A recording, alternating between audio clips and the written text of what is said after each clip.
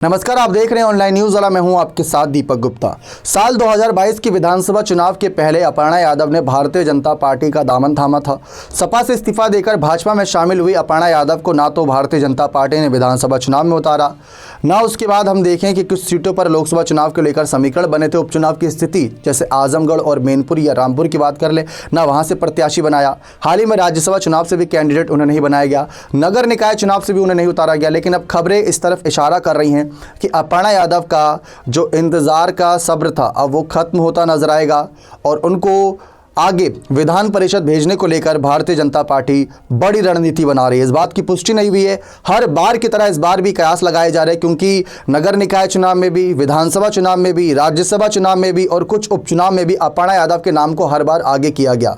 लेकिन अब ये कहा जा रहा है कि मुलायम परिवार की छोटी बहू अपर्णा यादव के इंतजार को बीजेपी खत्म करेगी और उन्हें एमएलसी चुनाव में आगे कर सकती है। दरअसल एमएलसी चुनाव के लिए करीब 13 सीटों पर चुनाव होने हैं, जिसमें 10 सीटें बीजेपी की जीत की मानी जा रही है और 3 सीटें समाजवादी पार्टी की जीत की मानी जा रही हैं। अगर क्रॉस वोटिंग नहीं होती है तो यहां पर एक बड़ा समीकरण बनेगा और अपर्णा यादव को आगे करने को लेकर विचार किया जा रहा है।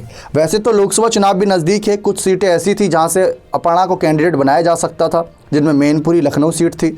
लेकिन अब वहां से अलग अलग प्रत्याशियों के नाम सामने आ रहे हैं। लखनऊ से तो राजनाथ सिंह को फिर से उतार दिया है और मैनपुरी से किसे उतारेंगे इस बात को लेकर चिंतन मंथन हो रहा है।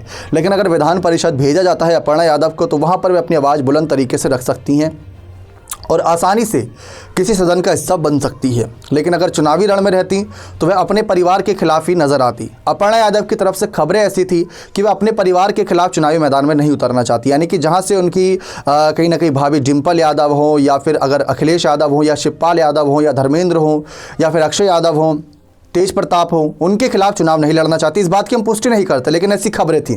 अपर्णा यादव ये भी कहते रहे कि बीजेपी जो जिम्मेदारी देगी उसको निभाएंगी। अब देखते हैं कि विधान परिषद के चुनाव में यानी एमएलसी चुनाव में क्या बीजेपी अपर्णा यादव को आगे करने का फैसला करती है या नहीं। बने रहे चैनल के साथ। बहुत बहुत धन्यवाद।